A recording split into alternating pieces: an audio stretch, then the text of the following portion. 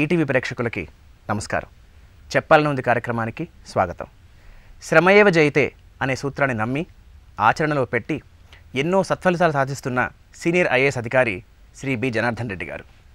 కృషి, పట్టుదల, అకుంఠిత దీక్షకు మారుపేరుగా నిలిచిన ఆయన ప్రస్థానంలో ఎదురైన ఎన్నో సవాళ్లను చాలా సమర్థవంతంగా పరిష్కరించారు. తెలంగాణ రాష్ట్ర ప్రభుత్వం వ్యవసాయ శాఖకి ప్రిన్సిపల్ సెక్రటరీగా వ్యవహరిస్తున్న శ్రీ బి జనార్దన్ రెడ్డి గారు మన ఇవాల్టి అతిథి. నమస్కారం జనార్దన్ రెడ్డి గారు. స్వచ్ఛ నమస్కారం ఆదిత్య గారు. సార్, మీరు స్వచ్ఛ నమస్కారం అన్నారు, వినడానికి చాలా బాగుంది. ఈ స్వచ్ఛ నమస్కారం గురించి ఏమైనా చెప్తారా? ఇది Swachh Bharat mission and Swachh Telangana mission పెట్టిన సందర్భంగా స్వచ్ఛత గురించి ప్రతి ఒక్క వ్యక్తికి చేరాలనేటువంటి ఉద్దేశంతో ఎవరిని కలిసినప్పుడు కూడా ఇంగ్లీష్లో అయితే good morning, good afternoon, good evening ఉంది కదా, ఇవన్నీ టైం చూసుకొని చెప్పాలి. మళ్ళీ అరే సారీ సార్ గుడ్ ఈవినింగ్ అంటారు, సారీ సార్ గుడ్ ఆఫ్టర్నూన్ అంటారు. అట్లా అనే బదులు ఎప్పుడైనా సరే స్వచ్ఛ నమస్కారం అన్నారనుకోండి, మీరు స్వచ్ఛత గుర్తొస్తుంది. ఫస్ట్ అంటే personal hygiene, environmental hygiene, city hygiene, neighbourhood hygiene, hygiene at home, ఇవన్నీ గుర్తొస్తాయి. ఇట్లా మిలియన్స్ ఆఫ్ ఇయర్స్ నుంచి హైజీన్ లేకపోవడం వల్ల వచ్చేటువంటి రోగాలు ఎన్నో ఉన్నాయి. వాటన్నిటిని కూడా ప్రివెంట్ చేయాలంటే, ఒక హెల్తీ సొసైటీలో మనం ఉండాలంటే స్వచ్ఛత చాలా ఇంపార్టెంట్. అందుకనే స్వచ్ఛ భారత్ మిషన్ మహాత్మా గాంధీ ఎప్పుడో చెప్పినప్పటికీ కూడా స్వచ్ఛత ఇంకా 100% స్వచ్ఛత పాటించట్లేదు. కాబట్టి ప్రజలందరూ కూడా అది పాటించేంత వరకు నమస్కారాన్ని స్వచ్ఛ నమస్కారం చేద్దామని జిహెచ్ఎంసీలో ఇంట్రడ్యూస్ చేయడం జరిగింది. అది నేను ప్రైమ్ మినిస్టర్ గారిని కలిసినప్పుడు అవార్డు తీసుకున్న సందర్భంలో కూడా ఇదే ప్రశ్న వేశారు ఆయన. స్వచ్ఛ నమస్కారం అన్న ఏ క్యా హై అన్నాడు.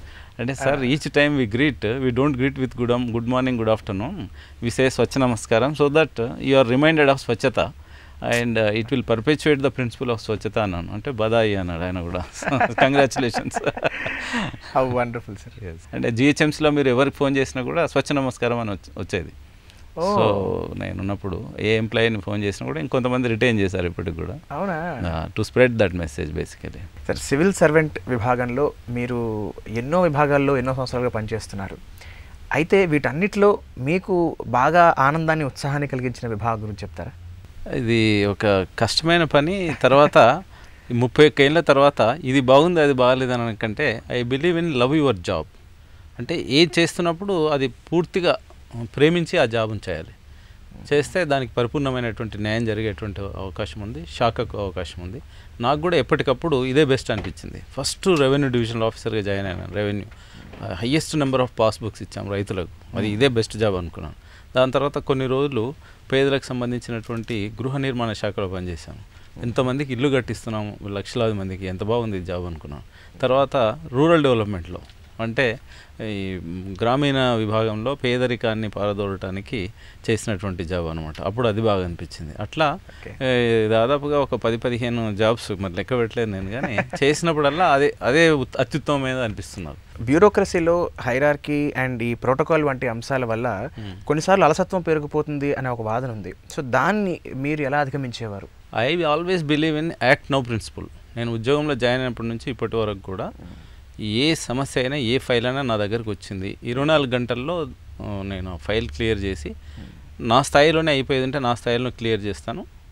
కింది స్థాయిలో, ఉదాహరణకు మనం కలెక్టర్గా చేస్తున్నప్పుడు, కమిషనర్గా చేసినప్పుడు, డైరెక్టర్ చేసినప్పుడు 90-95% మన స్థాయిలోనే అయిపోతాయి. సో ఆ రోజు క్లియర్ చేసేస్తాను. పైకి పంపించాల్సి ఉంటాయి. ఇప్పుడు ప్రభుత్వ స్థాయిలో ఉన్నప్పుడు కొంచెం పైకి లా డిపార్ట్మెంట్కు, ఫైనాన్స్ డిపార్ట్మెంట్కు, మినిస్టర్ గారికి, చీఫ్ మినిస్టర్ గారికి పంపించాల్సి ఉంటాయి. So but I will send it with my remarks, same day పంపిస్తాను. సో ప్రోటోకాల్స్ ఉన్నప్పటికీ అండ్ బ్యూరోక్రటిక్ లేయర్స్ ఉన్నప్పటికి కూడా మన పని మనం స్పీడ్గా చేస్తే స్పీడ్ ఇండక్ట్ చేసేటువంటి అవకాశం కింది వాళ్ళకు కూడా, వాళ్ళు కూడా స్పీడ్గా చేసేటువంటి అవకాశం ఉంటుంది. సార్, ఈ క్రమంలో ఒక్కొక్కసారి కింద స్థాయిలో అంటే జూనియర్ ఉద్యోగుల వాళ్ళ అందుబాటులో లేకపోవడం వల్ల కూడా పెద్ద పెద్ద పనులు చాలా ఇబ్బంది పడి ఆగిపోతున్న సందర్భాలు జరుగుతూ ఉంటాయి. సో అలాంటి వాటిని how do you overcome sir? కరెక్టే. అంటే ఆ సిస్టంలో ఒక్కొక్కసారి, ఇప్పుడు ఉదాహరణకు నాకు సెక్రటరీగా ఒక ఫైల్ రావాలంటే కమిషనరేట్లో ఒక 8 మంది చూస్తారు, మళ్ళీ సెక్రటరేట్లో ఒక 4 చూస్తారు. 12 మంది చూసిన తర్వాత నా దగ్గరకు వస్తుంది. 12 మంది 12 రోజులు పెట్టుకుంటే ఒక ఫైల్ నా దగ్గర రేజ్ కావడానికి 12 రోజులు అవుతుంది. కాబట్టి ప్రతి ఒక్కరు 24 గంటల్లో అనేది మ్యాక్సిమం. కానీ 2 నిమిషాల్లో చేయగలిగింది 2 నిమిషాల్లో, 3 నిమిషాల్లో చేయగలిగింది 3 నిమిషాల్లో చేస్తే బాగుంటుంది.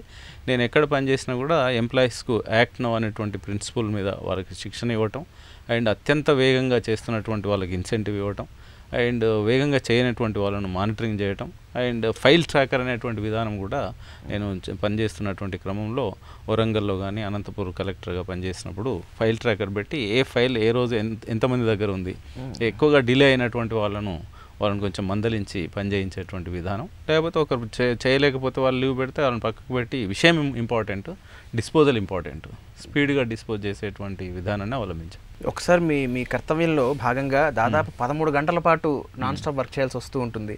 ఒక్కొక్కసారి కాదండి, చాలాసార్లు. నా 31 సంవత్సరాల్లో ఎప్పుడో ఒకసారి చేయని సందర్భం ఉంది, అది 13 గంటలు ఇంక్లూడింగ్ హాలిడేస్. మీకు చెప్పాలంటే ఫస్ట్ 10 ఇయర్స్లో మాకు ప్రతి సంవత్సరం 30 ఈఎల్స్ ఉంటాయి, యాన్యువల్ లీవ్స్ అండ్ 12 సిఎల్స్ ఉంటాయి, 32. 31 సంవత్సరాలు కలిసి 1200 లీవ్లలో నాకు బహుశా 30 నుంచి 40 లీవ్లు పెట్టాను నేను అంతే. ఫస్ట్ 10 ఇయర్స్లో 400 పైగా లీవ్స్ ఉంటే ఒక 6 టైమ్స్ లీవ్ పెట్టాను. 6 out of 400. Obsession with work అనండి, వర్క్ హాలిక్ అనండి, నాకు ఎప్పుడు జ్వరం కూడా రాలేదు. గంటల తరబడి మీరు అలా పని చేస్తున్నా, సంతకాలు పెడుతూనే ఉన్నప్పటికీ కూడా మీకు అలసట రాకపోవడానికి గల కారణం ఏమిటి సార్ అసలు? అంటే ఒకటేంటంటే ఎవ్రీడే మార్నింగ్ నేను గేమ్ ఆడతాను కంపల్సరీ, ఒక 1 అవర్ బ్యాడ్మింటన్. లాస్ట్ 30 ఇయర్స్ నుంచి ఆల్మోస్ట్ నాకు ఏ రోజు జ్వరం కూడా రాలేదు. మీరు ఇంత బిజీగా, అంటే ఇంత ఉత్తమమైన స్థానంలో ఉంటూ ఒక ప్రభుత్వ అధికారిగా ఎంతో హ్యూజ్ రెస్పాన్సిబిలిటీ మీ మీద ఉంటుంది, ఇంత ప్రెషర్ ఉంటుంది. బట్ ఇది ఉన్నప్పటికీ కూడా మీరు అంటే ఒక బ్యాడ్మింటన్ ఆడడం అనేది దాదాపు 30 ఏళ్ళుగా కొనసాగిస్తున్నారని చెప్తున్నారు, ఏ రోజు మిస్ అవ్వకుండా. అంటే అది ఆడడం వల్ల మీకు ఇంకా ఎనర్జీ ఇస్తుందనా, లేకపోతే మీకు స్ట్రెస్ బస్టర్గా దాన్ని భావిస్తారా? ఒకటి స్ట్రెస్ బస్టర్ అండి. నాకు కూడా నేను చేసిన, అంటే నేను ప్రాక్టీస్ చేస్తాను చెప్తున్నాను. మిగతా వాళ్ళు కొంతమంది యోగా చేస్తారు, కొంతమంది మెడిటేషన్ చేస్తారు, కొంతమంది వాకింగ్ చేస్తారు, కొంతమంది పుస్తకాలు చదువుతారు, that's okay. But every day morning, సరే ఎవరికి ఇష్టం వచ్చినా వారి గేమ్. సో నాకు బ్యాడ్మింటన్ ఇష్టం కాబట్టి నేను బ్యాడ్మింటన్ ఆడుతున్నాను. స్వెట్ అవుట్ చేయగలిగితే ఒక 1 అవర్ 1000-2000 క్యాలరీస్ స్పెండ్ చేయటం, తర్వాత చెమటను బయటికి తీసుకోగలిగితే డెఫినెట్గా you are as fresh as rose. ప్రతిరోజు ఆ రోజు ఉదయించినట్టుగానే అనిపిస్తుంది నాకు. ఎన్ని సమస్యలు ఉన్నా the bond with the past is broken once you play the game in the morning and you start fresh. So అది నెంబర్ 1. నెంబర్ 2, ఆఫీస్లో ఉన్నప్పుడు కూడా నేను ఎన్నో పుస్తకాల్లో స్టీఫెన్ కోవే కానీ ఇంకో చాలామంది రాశారు. కంటిన్యూస్గా పనిచేస్తున్నటువంటి వాళ్ళు, ఇప్పుడైతే సాఫ్ట్వేర్లో పనిచేసే వాళ్ళు కూడా కంటిన్యూస్గా కుర్చీ మీద కూర్చుంటే 8 గంటలు 10 గంటలు డెఫినెట్గా రకరకాల రోగాలు వస్తాయి. సో కాన్సన్ట్రేషన్ కూడా దెబ్బతింటుంది, ఎజిలిటీ తగ్గుతుంది. సో నేను నా ఆఫీస్లో చూస్తే మీరు పోడియం ఉంటుంది, నేను కాసేపు నిలబడతాను, ఒక హాఫ్ అన్ అవర్ కూర్చుంటాను, కంటిన్యూస్గా కూర్చొని చేయను. ఆఫీసర్ కాబట్టి కాలు మీద కాలు వేసుకొని 8 గంటల నుంచి 13 గంటలు కూర్చుంటే ఒక రోజునే అవుట్ అయిపోతాం. సో అదొకటి compulsory. Then variety in the job. So self conference చేస్తుంటాం, ప్రజలు వచ్చినటువంటి పిటిషనర్స్తో మాట్లాడతాం. ముఖ్యంగా ఏంటంటే మనకు ప్రభుత్వ కార్యాలయాల్లో చేసినప్పుడు వివిధ రకాలైనటువంటి ఒక సైకాలజిస్ట్ దగ్గరికి మానసిక సమస్యలతో ఎట్లయితే వస్తారో, అడ్మినిస్ట్రేషన్లో ఎన్నో సమస్యలు ఎంతోమందికి ఉంటాయి. వాళ్ళంతా ఏదో ఒక సమస్య తీసుకొని వస్తారు. దాంట్లో ఒక్కొక్క రోజులోనే ఒక జీవితం అంత వెరైటీ ఉంటుందన్నమాట. అవి విన్నప్పుడు మనకున్న పర్సనల్ సమస్యలు ఏమైనా ఉంటే కూడా వీళ్ళందరికంటే తక్కువనే అనిపిస్తుంది. అందుకోసమని అదే ఉత్సాహాన్ని ఇస్తుంది. ఇంతమందికి ఇన్ని సమస్యలు ఉన్నప్పుడు మనం కొంత పరిష్కారం చేయగలిగేటువంటి పొజిషన్లో ఉన్నప్పుడు చేస్తే మంచిది. మరింత చేస్తే యాడ్ వాల్యూ, అంటే నువ్వు చేస్తున్నటువంటి ఉద్యోగానికి కొంత వాల్యూ యాడ్ చేస్తే బాగుంటుంది అనేటువంటి ప్రోత్సాహమే ప్రతిరోజు కూడా 12, 13, 14 గంటలు పనిచేయడానికి. సో దానికి మీరు రోజు బ్యాడ్మింటన్ ఆడడం అనేది చాలా హెల్ప్ అవుతుంది ఖచ్చితంగా. డెఫినెట్గా హెల్ప్ అవుతుంది. అయితే చొరవ తీసుకుని ఒక సలహా చెప్తాను సార్ మీ వల్ల. రోజులా ఉండాలంటే ఏదో ఒక ఎక్సర్సైజ్ ఉండాలన్నమాట. ఉండాలి, చెమట కూడా తీయాలి. అంటే నేను ఇంత పెద్ద మనిషితో మాట్లాడుతూ ఇంత కంఫర్టబుల్గా మాట్లాడగలుగుతానంటే దానికి కారణం మీలో ఉన్న హ్యూమర్ కోషెంట్ సార్. మీరు ఇప్పుడు మనం స్టార్ట్ చేయక ముందు మీరు నాకు ఇచ్చిన ఒక కంఫర్ట్ ఆఫ్ ది కెమెరా, అంటే ఇంత సింపుల్గా కూడా ఉండొచ్చా ఒక ఐఏఎస్ అధికారి, ఒక ప్రిన్సిపల్ సెక్రటరీ కూడా ఇంత సింపుల్గా ఉండొచ్చా అని మీరు నిరూపించారు. సో హ్యాట్స్ ఆఫ్ అండి. మీలో ఈ హ్యూమర్ కోషెంట్కి కారణం ఏంటి సార్ అసలు? అంటే ఎంత టెన్షన్ ఉన్నా కూడా హ్యూమర్ లేకపోతే, అంటే చాలా సీరియస్ వర్క్స్ అండ్ చాలామందితో పనిచేస్తున్నటువంటి క్రమంలో హ్యూమర్ చాలా అవసరం అని నేను భావిస్తాను. ఎట్లా నాకు గేమ్ ఎట్లా అవసరమో కానీ హ్యూమర్ కూడా అట్లే అవసరము. ఒకటి ఇన్స్టింక్చువల్ కూడా రావాలి, అది తెచ్చిపెట్టుకుంటే రాకపోయిండొచ్చు, బట్ తెచ్చిపెట్టుకొని అయినా సరే హ్యూమర్ని లైక్ చేయాలి, సెన్స్ ఆఫ్ హ్యూమర్ ఉండాలి, హ్యూమర్ని ప్రోత్సహించాలని నేను అనుకుంటాను. సో మీరు ఇందాక మనం ప్రస్తావించిన ఒక మిజైల్ ఆఫీసర్, మీరు మీ భాషలోనే మీరు ఇందాక అంటూ ఉన్నారు. సో ప్రతిరోజు ఏ ఫైల్ వచ్చినా కూడా అది 6 వస్తేనే క్లియర్ అయిపోవాలి అని చెప్పి, అసలు దానికి మీకు మోటివేషన్ ఎక్కడి నుంచి వచ్చింది సార్ అంత స్పీడ్గా వర్క్ చేయడానికి? అండ్ దట్టు మీరు వర్క్ చేస్తున్న ఏరియాలో అంత మీరు అన్నట్టు అంత త్వరగా తెలియని విషయాలు కాదు, బట్ హౌ డిడ్ అంటే దాదాపుగా 400-500 సంవత్సరాల నుంచి బ్యూరోక్రాట్స్ మీద ప్రభుత్వ ఉద్యోగుల మీద ఉన్నటువంటి నెపం ఏంటంటే ప్రభుత్వ ఉద్యోగులు కానీ ప్రభుత్వ శాఖల్లో కానీ ఒక్కసారి ఏదైనా ఇష్యూ పోయిందంటే రెడ్ టేపిజం అంటాం అనమాట. ఫైల్లోకి వెళ్ళిపోతే బ్రిటిష్ టైంలో ఉన్నప్పుడు ఒక రెడ్ టేప్ ఉండేది, దాన్ని కట్టేసేవాళ్ళు, అది బయటికి రాదని రెడ్ టేపిజం అంటారు దాన్ని. సో నేను ఆ కసితోనే ఒక వ్యాసం రాశాను. నేను ఉద్యోగంలోకి జాయిన్ అవుతున్నప్పుడు బ్యూరోక్రసీ, రెడ్ టేపిజం అట్లాంటి వాటి మీద ఒక వ్యాసం రాశాను. అది one of the best essays. నేను జాయిన్ అయినప్పుడే నేను సెలెక్షన్ కావడానికి కూడా బహుశా అది ఒక కారణం కావచ్చు. అందుకని I'm very impatient about the delay. అంటే నేను వ్యక్తిగత జీవితంలో కానీ ఆఫీస్లో కానీ ఎవరి పని కల్కా కామ్ ఆజ్ కరో ఆజ్ కా కామ్ అబ్ కరో, and there are certain issues where you can do it in 2 seconds 3 seconds. కొన్ని 1 నిమిషం పడతాయి, కొన్ని 10 నిమిషాలు పడతాయి. అంటే కొన్ని పాశ్చాత్య దేశాల్లో పాలసీ చేసేటప్పుడు చాలా ఆలోచిస్తారు, 1 2 నెలలు సంవత్సరాల తరబడి. బట్ మోస్ట్లీ బ్యూరోక్రసీలో ఏంటంటే మనం కింది స్థాయిలో పనిచేస్తున్నప్పుడు ఎగ్జిక్యూషన్ కదా, దానికి పెద్ద ఆలోచించాల్సినటువంటి అవసరం లేదు. సో ఎప్పటికప్పుడు చేయాలనేటువంటి తపన అది. సరే, ఈ rule positions, code guide lines ఉద్యోగుల సంక్షేమం కోణంలో అమలు చేసేప్పుడు మీరు విచక్షణను బాగా ఉపయోగిస్తారని, మీ అధికారాన్ని, అది దాని గురించి కొంచెం వివరించగలరా? Either follow the rule, if you can't follow the rule, amend the rule. If you are a legislator or you are the chief minister, you will amend the rule. If you are secretary, you will send the proposal, guide the government to amend the rule.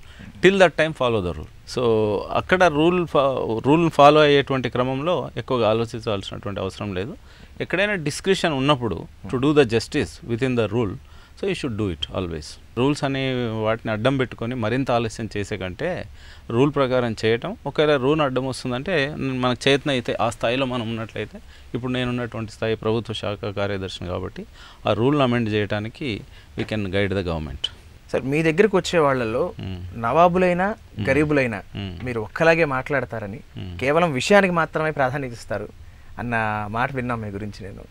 So దాని గురించి అంతేగాని ఒక్కసారి ఆఫీస్లో కూర్చున్న తర్వాత ఒకసారి నేను ఒక రైతు స్టోరీ విన్నాను. రైతు మంచం మీద కూర్చొని ఉంటాడు, దోసకాయ తోట వేస్తాడు.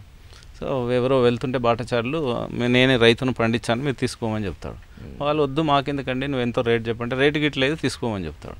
సో వాళ్ళు సరే ఇంత రిక్వెస్ట్ చేస్తున్నాడు కానీ తీసుకొని పోయే క్రమంలో మంచం మీద నుంచి దిగుతాడు. దిగి మీకేమైనా బుద్ధి ఉందా లేదా అని ఇష్టం వచ్చినటువంటి వల్గర్ లాంగ్వేజ్లో, నేను రైతు పండించింది అలా వృధాగా తీసుకెళ్తారా, ₹1 కూడా ఇవ్వకుండా ఫ్రీగా తీసుకెళ్తారా అంటాడు. వాళ్ళు చాలా ఆశ్చర్యపోతారు. అరే నువ్వే కదా మంచం మీద ఉన్నప్పుడు తీసుకోమన్నావు, కిందికి వచ్చి తిడుతున్నావు, భరించలేక ఆ విలేజ్ దగ్గర ఉన్న రాజు దగ్గర పోతారు అనమాట. ఆయన కూడా కన్ఫ్యూజ్ అవుతాడు, పైన ఉన్నప్పుడు అట్లా ఎందుకు అన్నాడు, కిందికి వచ్చినాక ఇట్లా ఎందుకు అన్నాడు, వై ఇన్కన్సిస్టెన్సీ బిహేవియర్ అని అందరు వచ్చేస్తారు. అక్కడికి వచ్చేసి ఆ మంచం కింద ఏముందో అని చూస్తే రాజసింహాసనం ఉంటుంది అనమాట. ఓహో, ఈ మంచం మీద ఉన్నప్పుడు ఈయన రాజులాగా బిహేవ్ చేస్తాడు, మంచం దిగిన తర్వాత మామూలు అట్లే మనం ఆఫీస్లో ఉన్నంత వరకు సో అందరినీ సమానంగా చూడాలనేటువంటి భావనతో ఆ కుర్చీలో కూర్చుంటాం. సరే, ఇప్పుడు మీరు అన్న ఉదాహరణకి దగ్గరగా ఒకసారి మీరు చెప్పిన స్టేట్మెంట్ గురించి ప్రస్తావిస్తున్నాను. మీకు పని చేయడం అంటే బాగా ఇష్టం అని, మీరు మహారాజు స్థాయిలో ఉన్నా కూడా ఒక సగటు మనిషిలాగే నేను కష్టపడతాను, నాకు కష్టపడడం చాలా ఇష్టం అని మీరు చెప్పిన సందర్భం ఉంది. సో అసలు ఈ యాటిట్యూడ్ రావడానికి మీకు ప్రేరణ ఏంటి? I don't know, there is a saying. కొంతమంది కష్టపడటానికే పుడతారు అనేటువంటి ఒక సేయింగ్ ఉంది. అంటే కార్మికులుగానో కష్టపడటానికే పుడతారు. కొంతమంది ఏమో రాచరికం అనుభవించడానికి పుడతారు. అంటే రాచరికం అనుభవించడానికి రాజు అవసరం లేదు, వర్కర్ అయినా సరే రాజులాగా ఉంటాడు. ఇప్పుడు ఒకరికి రాచరికం ఇచ్చినా రాజు ఇచ్చినా కూడా వర్కే చేస్తాడు. Somehow I enjoy work. అంటే activity is life, inactivity is death, as Vivekananda said. So దాన్ని మనం చేయగలిగినప్పుడు చేయగలిగినంత చేయకుండా ఒళ్ళు దాచుకొని ఉండటం వల్ల ఉపయోగం ఏం లేదు. చచ్చిపోయినాక ఎలాగో చేయలేం కదా, ఉన్నప్పుడే చేస్తాం. కాబట్టి work is worship number 1. Work is activity and work I love play, I love work and I love good people, that's all. Beautiful sir. మీ నాన్నగారు సైనికుడు అని విన్నాము. సో ఒక సైనికుడి కొడుకుగా, ఒక తండ్రిగా ఆయన ప్రభావం మీ మీద ఎంతవరకు ఉంది? మా ఫాదర్ బోత్ ఈజ్ జై జవాన్ జై కిసాన్. ఫస్ట్ ఆర్మీ, దెన్ రిటైర్మెంట్, అంటే ఫాస్ట్గా రిటైర్మెంట్ వాలంటరీ తీసుకున్న తర్వాత మళ్ళీ వ్యవసాయం చేసేవాడు. కాబట్టి 2 పాయింట్లలో ఆయన దగ్గర నుంచి నేర్చుకునేది ఏంటంటే sense of sacrifice, not to expect anything from anybody and if possible sacrifice. ఇతరులకు ఇవ్వడమే కానీ తీసుకోవడం కరెక్ట్ కాదు అనేటువంటిది మా ఫాదర్ నుంచి నేర్చుకున్నాను. ప్లస్ సెన్స్ ఆఫ్ హైజీన్ కూడా. ఆయన హెల్త్ సెక్టర్లో ఉండేవాడు ఆర్మీలో. అది చిన్నప్పుడు కూడా మాకు రోజుకు 2 సార్లు బ్రష్ చేయాలని చెప్పి. సో మీరు ఇంత ఉక్కు మనిషిలో ఉండడానికి కారణం జీన్ అక్కడి నుంచి వచ్చింది అనమాట. అయితే బిహేవియర్ నైస్. మీ మదర్ ఆవిడ హౌస్ వైఫ్ అయినా సార్? మా మదర్ హౌస్ వైఫే. అండ్ మీ సిబ్లింగ్స్? మా సిబ్లింగ్స్ కూడా హౌస్ వైఫ్స్. మదర్ కూడా చాలా, మదర్ దగ్గర నుంచి నేర్చుకునేది ఏంటంటే it's like it will be exaggeration to say but it is like a Buddha. She is like a Buddha. ఏమి ఆశించదు, ఏమి లేకపోయినా సంతోషంగా ఉంటుంది. అది చాలా terrific impact it had on me. నేను 10వ తరగతిలో మంచి ర్యాంక్ వచ్చింది అని చెప్పడానికి వెళ్తే ఏమంతా ఆమె, నువ్వు ఎప్పుడైనా కూడా ఫస్ట్ క్లాస్లో పాస్ అయ్యేవాడు కదా, ఈ ర్యాంకులో పెద్ద ప్రత్యేకమైతే ఒకవేళ ఫెయిల్ అయినా అంతే సీరియస్, అంతగానే తీసుకునేటువంటి అనమాట. సో అయితే మీకు వచ్చిన మంచి గుణాల్లో ఒక పక్కన ఫిజికల్గా మీ నాన్నగారి దగ్గర నుంచి అండ్ మెంటల్గా మీ మదర్ దగ్గర డిసిప్లిన్, మా ఫాదర్ దగ్గర డిసిప్లిన్, ఫిజికల్ యాక్టివిటీస్ కానీ డిసిప్లిన్ కానీ అండ్ సెన్స్ ఆఫ్ సాక్రిఫైస్ మీ నాన్నగారి దగ్గర. ప్లస్ చదువే చాలా ఇంపార్టెంట్ అనేది కూడా మా ఫాదర్. ఎందుకంటే ఈ న్యూ ఉర్దూ, ఈ new Hindi, new English, Telugu those డేస్లో. సో పంతులు అనేటువంటి వాళ్ళు అనమాట ఆయన. ఈ దవ్ is an ex service man. విలేజ్లో అందరికీ అడల్ట్ ఎడ్యుకేషన్ దాంట్లో చెప్పేవాడు. అందుకోసమని పంతులు బాలరెడ్డి అనేటువంటి వాడు, అంటే టీచర్ ఆర్ స్కాలర్ అని అంటారు. సో మీకు బేసిక్లీ చదవడం అంటే చాలా ఇష్టం, పుస్తకాలు అంటే చాలా ఇష్టం. చాలా చిన్న వయసులోనే భాగవతం, భగవద్గీత ఇవన్నీ చదివేశారు, హరిశ్చంద్ర కథలు ఇవన్నీ చదివారని విన్నాం. సో వాటికి మీద మీకు ఇష్టం ఎలా కలిగింది అండ్ వాటి ప్రభావం మీ జీవితం మీద ఎలా పడింది? అది బహుశా నాకు ఒక మంచి తెలుగు పండితుడు ఉండటం వల్ల అనుకుంటా. మీరు ఇందాక అడిగారు ఏ జాబ్ ఇష్టం అని. అట్లాగే ఏ సబ్జెక్ట్ ఇష్టం అంటే, ఏ సబ్జెక్ట్ టీచర్ బాగుంటే ఆ సబ్జెక్ట్ ఇష్టంగా ఉండేది స్కూల్లో. తెలుగు టీచర్ అన్నమయ్య గారు చాలా బాగుండేటువంటి. ఆయన ఎక్స్ట్రా క్లాసులు తీసుకొని ఆ చెట్టు కింద కూర్చోబెట్టి ఎంతసేపు చెప్పినా. స్కూలింగ్ ఎక్కడ జరిగింది? Zilla parishad high school Telugu medium, Mahbubnagar డిస్ట్రిక్ట్లో, Balanagar. Okay.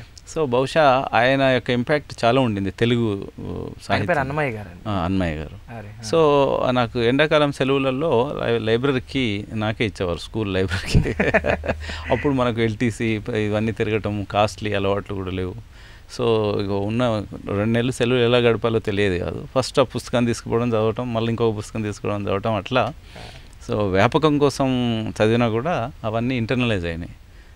So 6th, 7th, 8th క్లాస్లోనే నేను భగవద్గీత చదివేయటం, రామాయణం చదివాను, భారతం చదివాను, Bhagavatam. 6th, 7th, 8th, 9th. ఇక 10th క్లాస్లో టైం దొరకలేదు. అప్పుడు చాలా సీరియస్గా ఎగ్జామ్స్ కోసం ప్రిపేర్ అయ్యేది ఉండే. So it was a chance. And దాంట్లోనే మనకి యాప్టిట్యూడ్ కూడా, అది చదవాలి, మరింత క్యూరియాసిటీ కూడా ఉండేదన్నమాట. పుస్తకాలు కూడా దొరికాయి. ఇక వేరే పని కూడా ఉండేది కాదు. ఇక మా మదర్కు సాయంత్రం పూట ఆమెకు వినటం చాలా ఇష్టం. సో ఆమె కోసం చాలా చక్కగా ఆకాశవాణి వార్తలు చదువుతున్నట్టు చదివేటం అనమాట. ఈ పురాణాల్లో భారతం కానీ, భాగవతం కానీ, రామాయణం కానీ, వీటిల్లో ఉన్న సారం మీకు మీ కెరియర్లో, మీ జర్నీ ఆఫ్ సివిల్ సర్వెంట్గా ఉన్న జర్నీలో మీకు ఎప్పుడైనా ఉపయోగపడిందా? డెఫినెట్గా అండి. ఒక్కొక్క క్యారెక్టర్, చాలా characters they had terrific influence. Lord Rama terrific impact had on me. And various characters కూడా, సత్య హరిశ్చంద్ర కానీ, అర్జునుడు కానీ, తర్వాత శ్రీకృష్ణుడు కానీ, ఇవన్నీ పాత్రల యొక్క ఇంపాక్ట్ డెఫినెట్గా చిన్నప్పుడు చదవటమే కాకుండా ఆ నాటకాలు కూడా చూసేవాడిని. కొన్ని నాటకాల్లో నేను కూడా వేషం వేసేవాడిని. మీరు నటులు కూడానా? సో ఊర్లో నాటకం వేసేవాడిని. తర్వాత కాలేజీలో కూడా ఒకసారి నాటకం వేస్తే నేను బెస్ట్ యాక్టర్ అవార్డు కూడా వచ్చింది నాకు.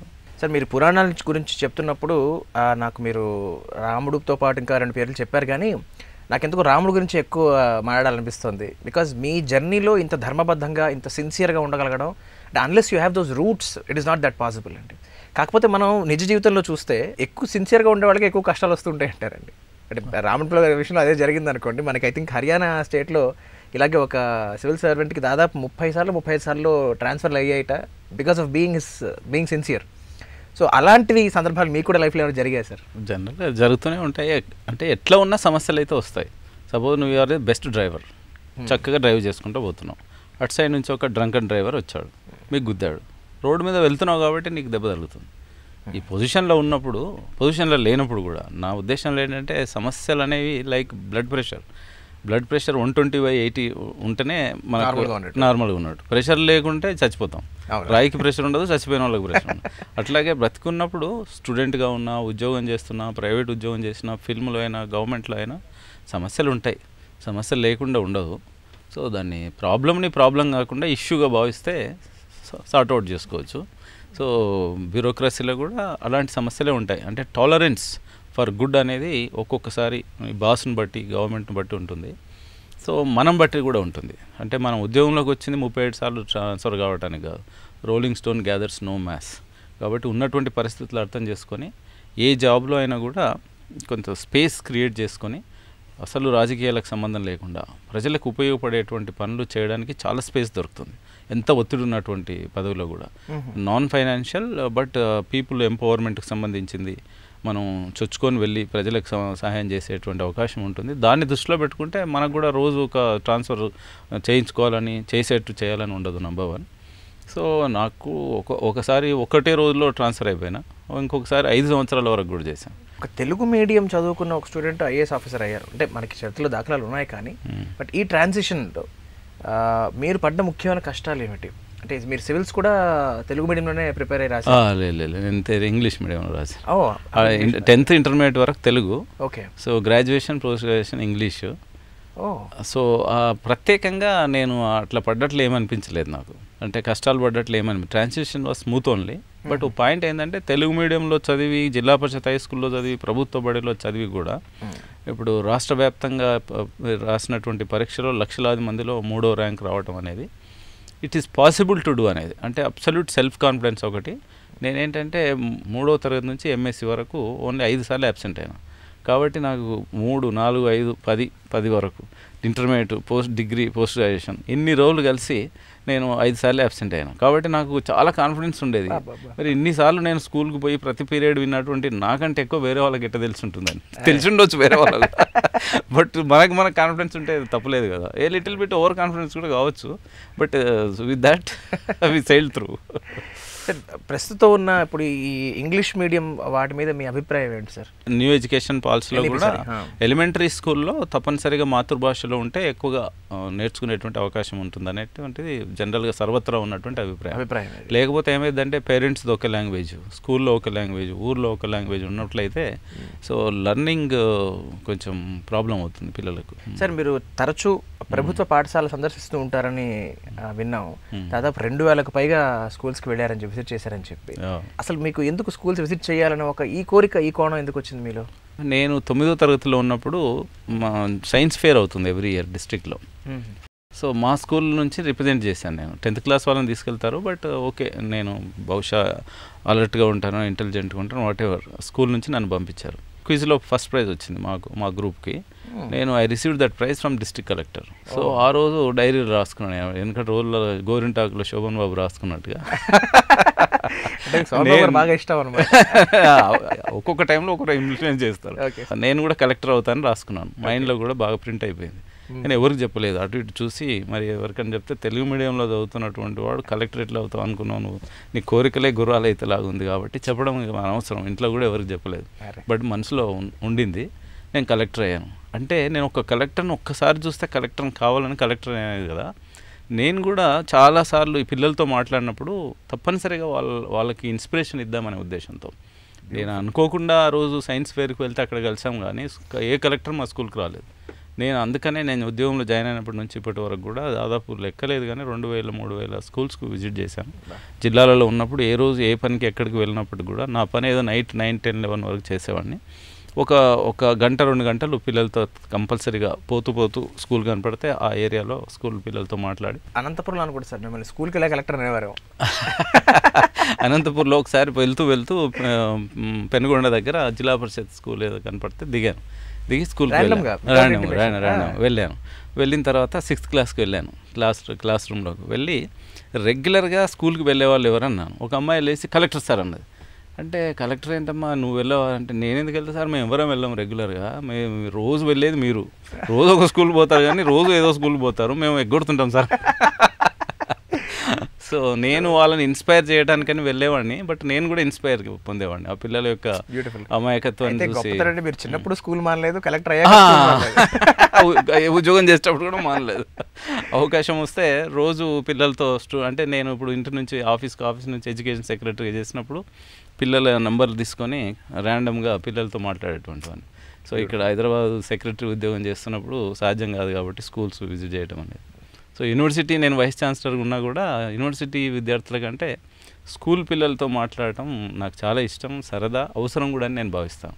అందరు పెద్దవాళ్ళు కూడా, ఒక నటుడైనా సరే, ఒక డాక్టర్ అయినా సరే, ఒక ఇంజనీర్ అయినా సరే, వారికి ఉన్నటువంటి టైంను కొంత స్కూల్ విజిట్ చేయటం కానీ, లేకపోతే స్కూల్ పిల్లలకు ఫోన్ నెంబర్లు ఇచ్చి ఈ నటునితో నువ్వు ఫ్రీగా మాట్లాడవచ్చు, ఈ డాక్టర్తో మాట్లాడవచ్చు, ఇంజనీర్తో, ఈ అగ్రికల్చర్ ఆఫీస్తో, అంటే పిల్లలకు చాలా నాలెడ్జ్ వచ్చేటువంటి అవకాశం ఉంది ఇప్పుడు ఉన్నటువంటి టెక్నాలజీతో కూడా.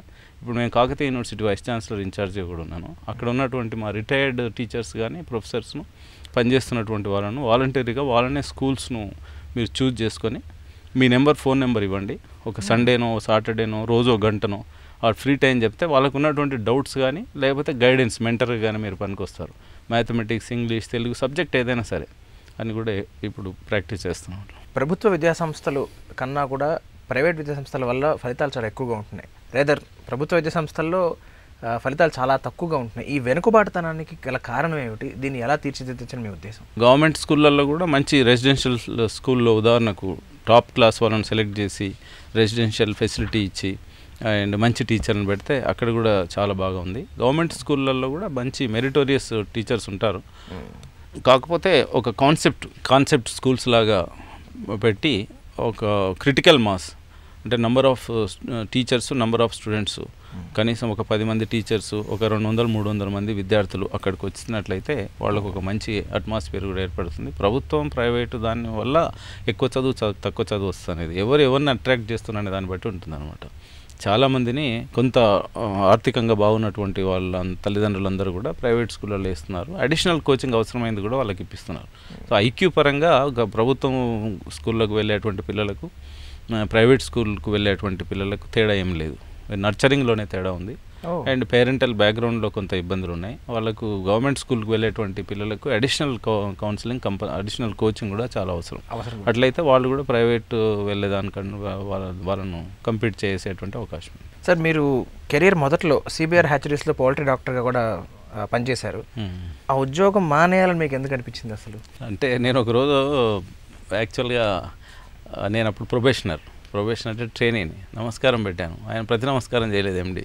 అప్పుడే చాలా బాధ అయింది. అసలు ఈయన గౌరవిస్తాడు, ఈ ఉద్యోగం మానేసేయాలి నేను ఇమ్మీడియట్గా. దాని తర్వాత ఏదో ఒక ఛాన్స్ మీటింగ్లో సైంటిస్ట్ ఫ్రమ్ యుఎస్ వచ్చినప్పుడు నేను ట్రైనీగా ఉన్నాను కాబట్టి సీనియర్ డాక్టర్ నన్ను తీసుకెళ్ళాడు. వాళ్ళతో నేను చాలాసేపు మాట్లాడాను. I was fresh from the college, knowledge చేస్తుంటాం కాబట్టి. అప్పుడు ఎండి స్పాట్ చేసి నన్ను లోపలికి పిలిపించాడు. తర్వాత ఎవరు నువ్వు, ఈ అబ్బాయి ఎవరంటే మన దగ్గరనే ఉద్యోగం చేస్తున్నాడు. నన్ను పిలిపించి టీ ఇస్తే చాలా సంతోషపడ్డా. మొన్ననేమో నమస్కారం చేయలేదు, ఈరోజు టీ ఇస్తున్నాడు ఎందుకని ఆయన అడిగాడు. మీకు వీలైతే అంటే what is your goal in your life అని. అంటే నేను మనసులోనేమో immediate to skip this job అనుకున్నాను. తర్వాత చెప్పాను నేను, అంటే నాకు ఏదైనా మంత్లీ శాలరీ కావాలి, బట్ నిరంతరం ప్రజలకు సేవ చేయగలిగినటువంటి, మ్యాక్సిమం సేవ చేయగలిగినటువంటి అవకాశం ఉండాలి అని. అంటే లేదు, మా దగ్గర ఒకవేళ మీరు పని చేస్తే మీకు అనుకున్నట్టుగా గవర్నమెంట్ ఒక మంచి సివిల్ సర్వెంట్కి ఇచ్చే శాలరీ నేను ఇస్తాను, ఉండనని చెప్పారు. 24 గంటల రిజైన్ చేశాను. సో ఆయన అడిగారు ఎందుకు రిజైన్ చేసినాను అంటే, నేను అనుకున్నటువంటి జాబ్ రాకపోతే, అంటే కేవలం జీతం తీసుకొని ఒక వందలాది మంది ఇలా వేలాది మందికి సహాయం చేసేటువంటి అవకాశం రాకపోతే ఒక వేరే ఉద్యోగాలు ఏం చేయను నేను. కమర్షియల్ ట్యాక్స్ ఇట్లాంటివి, ప్రజలతో నిత్యం సంబంధాలు లేనిటువంటివి, ఎక్కువ మందికి డైరెక్ట్గా సేవ చేసేటువంటి అవకాశం లేకపోతే మళ్ళీ వస్తాం, మీరు 3 years టైం ఇవ్వండి అని చెప్పాను. ఆ 3 yearsలో నేను ఎగ్జామ్ రాయటం అండ్ స్టేట్ 3rd ర్యాంక్ రావటం, అనుకున్న జాబ్ రావటం, అప్పటి నుంచి వెను తిరిగింది లేదు. సార్, మీరు ఎవిడెన్స్ బేస్డ్ అడ్మినిస్ట్రేషన్ గురించి ఒక 360 degrees అవుట్లుక్ అని చెప్తూ ఉంటారు. దాని గురించి కొంచెం వివరిస్తారా? పోయినసారి నోబెల్ ప్రైజ్ వచ్చింది కూడా దీని మీద, ఎవిడెన్స్ బేస్డ్ అడ్మినిస్ట్రేషన్ థియరీకే నోబెల్ ప్రైజ్ వచ్చింది యాక్చువల్గా. అంటే ఎవరైనా సరే మన పర్సనల్ లైఫ్లో కానీ, ప్రభుత్వంలో కానీ, ఎస్పెషల్ లీడర్గా ఉన్నప్పుడు, సర్పంచ్గా ఉన్నప్పుడు, కలెక్టర్గా ఉన్నప్పుడు, మంత్రిగా ఉన్నప్పుడు, ఓ దేశాధ్యక్షుడైనప్పుడు, ప్రధానమంత్రి, ఎవరైనా కూడా డెసిషన్ తీసుకునేటప్పుడు ఎమోషనల్ డెసిషన్స్ కాకుండా ఎవిడెన్స్ బేస్డ్ తీసుకున్నట్లయితే చాలా సక్సెస్ అయ్యేటువంటి అవకాశం ఉంటుంది. అది ఎక్కడ వీలైతే అక్కడ మనకున్నటువంటి టైం వనరులను బట్టి get 360 degree assessment and based on the evidence you take the decision, that will be the best decision. మీరు బెస్ట్ సివిల్ సర్వెంట్ అవార్డు గెలుచుకున్నారు. నేను చెప్పాను కదా, రోజు గేమ్ ఆడుతున్నప్పుడు నాకు ఎంత ఆనందం వస్తుందో, నేను బెస్ట్ సివిల్ సర్వెంట్ అవార్డు తీసుకుంటే కూడా అంత ఆనందం వచ్చింది. ఆ ఆనందానికి ఆనందం తేడా లేదు. బట్ ఎందుకు వచ్చిందని జస్ట్ రూపం మారింది అంతే. So you can always be happy with or without awards. So అది నేను జిహెచ్ఎంసీ కమిషనర్గా ఉన్నప్పుడు సునామీ కన్వర్జెంట్ మోడల్ అంటే కేబినెట్ సెక్రటరీ నన్ను అడిగాడు, మీకే ఎందుకు ఇవ్వాలి ఈ అవార్డు అని అడిగినప్పుడు నేను చెప్పాను, because I adapt tsunami convergent model అన్నాను. నవ్వేశాడు ఆయన వీడియో కాన్ఫరెన్స్. ఇదేంటి సునామీ అంటే తుఫాను అంత నెగిటివ్ సెన్స్ కదా, నువ్వు తుఫాను వా అన్నాడు. లేదు సార్, తుఫాను కంటే ఎక్కువ స్పీడ్గా చేస్తాను కాబట్టి అన్న. నవ్వాడు ఆయన. ఎట్లా ఎక్కువ స్పీడ్గా చేస్తారు మీరు అంటే, I believe it sir, wear ever it is required with tsunami speed you should do. And convergent అంటే అందరినీ కలుపుకొని పోవాలి. ఒక ప్రభుత్వ వ్యవస్థలో ఉన్నప్పుడు I am hero, I am great, I am God అంటే కుదరదు, అందరు మనల్ని వ్యతిరేకిస్తారు. సో అందరినీ కలుపుకొని పోవాలి. నేను ఈ సునామీ కన్వర్జెన్స్ మోడల్తో ప్రపంచంలోనే మొట్టమొదటిసారిగా ఒక నగరంలో 1,00,000 ఇండ్లకు అవసరమైనటువంటి ఒక ప్లేస్ తీసుకోవడం కానీ, కన్వర్జ్ చేయడం కానీ అవన్నీ చేసి ఇల్లు కట్టడానికి మార్గం సుగమం చేశాను. అందుకోసమని ఐ డిజర్వ్ దిస్ అన్నాడు, సెలెక్టెడ్ అన్నారు. Then I went to the prime minister and I got this. Fantastic sir. So I believe that principle also. 24 గంటల టెండర్ అనే ఒక కొత్త ప్రక్రియను ప్రారంభించారు. అది ఎప్పుడు జరిగింది, ఎందుకు జరిగింది? ఇప్పుడు హైదరాబాద్ నగరంలో ఒక రోడ్డు తెగిపోయింది అనుకోండి, వర్షాలు వచ్చినప్పుడు తెగిపోతుంది. రూల్ ప్రకారం నాగార్జునసాగర్ని కట్టాలన్నా, హైదరాబాద్ రోడ్డు మళ్ళీ రిపేర్ చేయాలన్నా 14 రోజుల టెండర్ వేయాలన్నమాట. 14 రోజుల వరకు లక్షలాది వెహికల్ వెళ్తుంటాయి. టెండర్ వేసే వరకు ఆగుతారా ప్రజలు? సో అల్లకల్లోలం అయిపోతుంది, లా అండ్ ఆర్డర్ ప్రాబ్లం అవుతుంది. సో అలాంటి అర్జెంట్ ఇష్యూస్ ఉన్నప్పుడు 24 గంటలైనా సరే ఇప్పుడున్న టెక్నాలజీతో టెండర్ వేస్తే మంచిది అనేటువంటి ఉద్దేశంతో ఎమర్జెన్సీలో ఉన్నప్పుడు వాటర్ బోర్డులో కానీ జిహెచ్ఎంసీలో కానీ చట్టం ఒప్పుకోదు. అప్పుడు నాకు ఒత్తిడి వచ్చింది ప్రభుత్వం నుంచి, టెండర్ లేకుండా ఈ పని చేయండి అని. టెండర్ లేకుండా చేసే బదులు టెండర్ రూల్స్ను మార్పిస్తే బాగుంటుందని ప్రభుత్వాన్ని ఒప్పించి ఆ రూల్స్ను మార్పించి అత్యవసర పరిస్థితుల్లో 14 రోజులు వెయిట్ చేయకుండా 24 గంటలనే టెండర్ ఇవ్వచ్చు అనేది మార్పు చేశాను. సో అది మీ brain child. Necessity is the mother of invention. మీరు కరీంనగర్లో పనిచేస్తున్నప్పుడు మీ సీనియర్ ఐఏఎస్ అధికారి ఠక్కర్ గారు మీకు ఒక సూచన ఇచ్చారు, అది మీకు చాలా ఉపయోగపడింది జీవితంలో అని మీరు చెప్పడం జరిగింది ఒక సందర్భంలో. దాని గురించి ఒకసారి ప్రస్తావిస్తారా? నేను రాత్రి పగళ్ళు పనిచేసేటువంటి క్రమంలో కరీంనగర్ జిల్లాలో ప్రాజెక్ట్ డైరెక్టర్ రూరల్ డెవలప్మెంట్గా చేశాను. IRDP integrated rural development programme అని ఒకటి ఉంది, పేదలకు సంబంధించింది. బ్యాంకు ద్వారా వారికి ఆర్థిక సహాయం చేస్తే వారు కష్టాల నుంచి బయటకు వస్తారు, ఏదో వ్యాపారం చేసుకొని ఉన్నటువంటి అప్పులు కట్టి అనేదాన్ని ఆ సందర్భంగా ఒక 10,000 మందికి బ్యాంకు ద్వారా సహాయం చేయించాను ఒక సంవత్సరంలో. That was the record in of sorts, స్టేట్లో హైయెస్ట్. నేను చాలా సంతోషపడ్డా.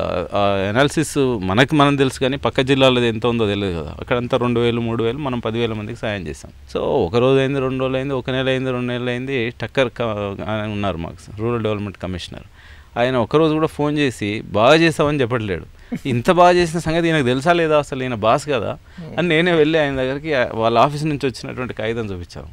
I'm the topper sir, unbeatable topper in poverty elevation. మీరు ప్రభుత్వం చెప్పినటువంటి ఈ రూరల్ డెవలప్మెంట్ ప్రోగ్రాంలో నేను టాపర్, సెకండ్ టాపర్ నాకంటే హాఫ్ కట్ట కింద ఉన్నారు మిగతా వాళ్ళంతా అని చెప్పాను. అప్పుడైనా కంగ్రాచులేషన్ చెప్తాడేమో బలవంతంగా. అంటే అప్పుడు కూడా no you have wasted your 1 year time అన్నారు.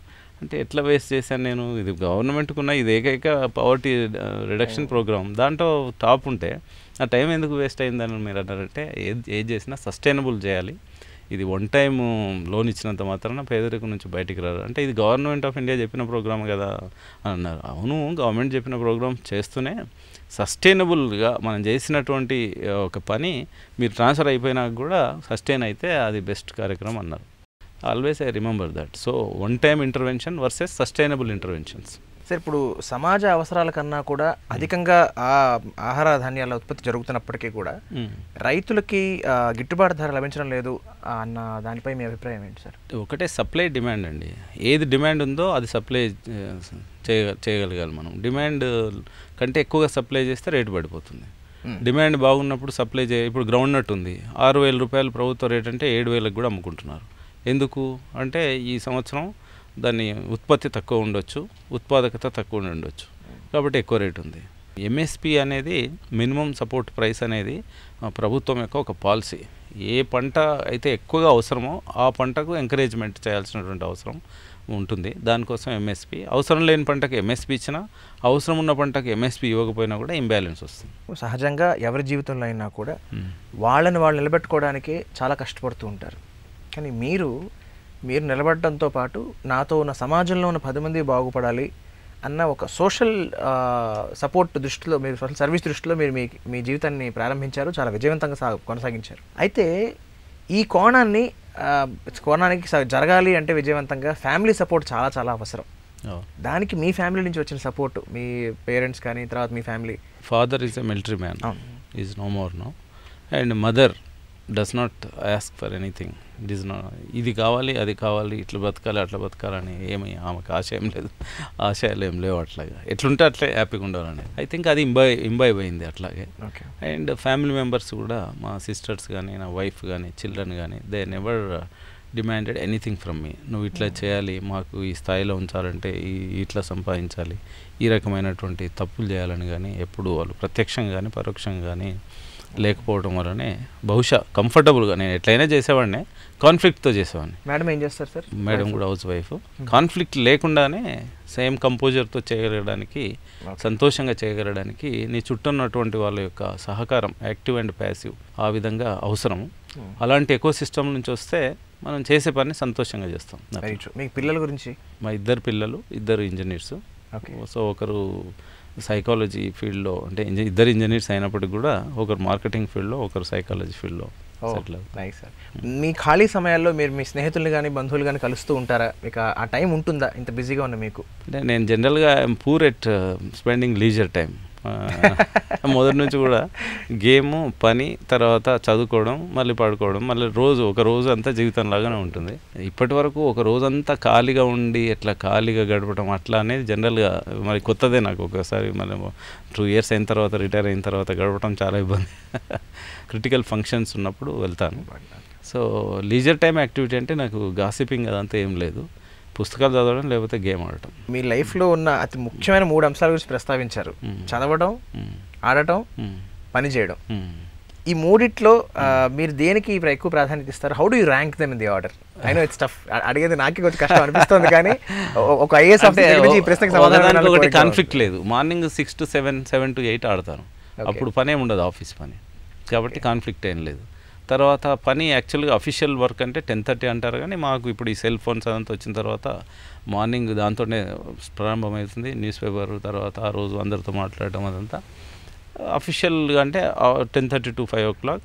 అండ్ సో పనిని బట్టి 7, 8, 9కు ఇంటికి వెళ్ళిన తర్వాత స్నానం చేసి మళ్ళీ వాకింగ్ చేసి మళ్ళీ ఈవినింగ్ చదువుకుంటాను. కాబట్టి 3 లక్కీలీ ఒక రోజులో 3 చేయగలుగుతాను. సోషల్ మీడియా చాలా యాక్టివ్గా ఉంటారు, రోజుకి వాట్సాప్ స్టేటస్లో ఫోటోలు మారుస్తుంటాను కూడా విన్నా. అది ఏంటి, మీకు ఎంతవరకు నిజం సార్? ప్రతిరోజు ఒక మనిషిని చూస్తున్నప్పుడు, ఒక సంఘటన చూసినప్పుడు ఒక కొటేషన్ గుర్తొస్తుంది నాకు.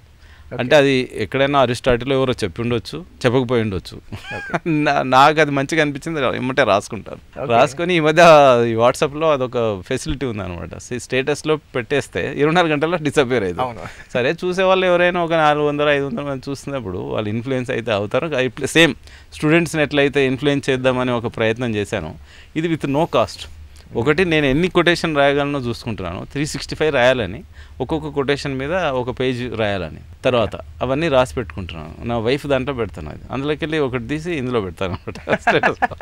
First I started with right is right, neither you are right nor I'm right. ఇది ఎవరైనా చెప్పినా లేదో నాకు తెలియదు. ఇక నేనైతే నాకు నచ్చింది అది నేను రాసిన ఫస్ట్ డే నాడు.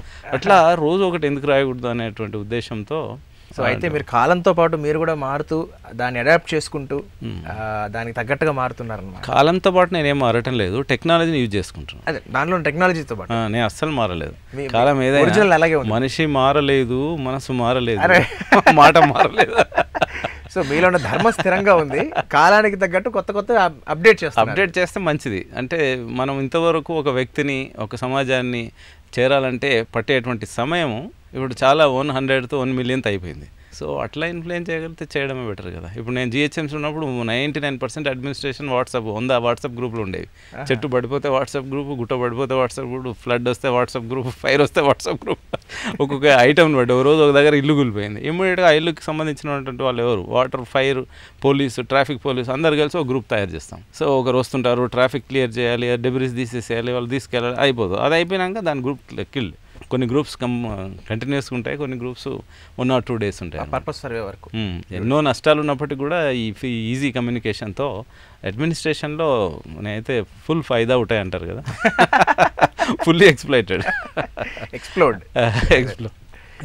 Often times people say your reaction time is 3 seconds on WhatsApp.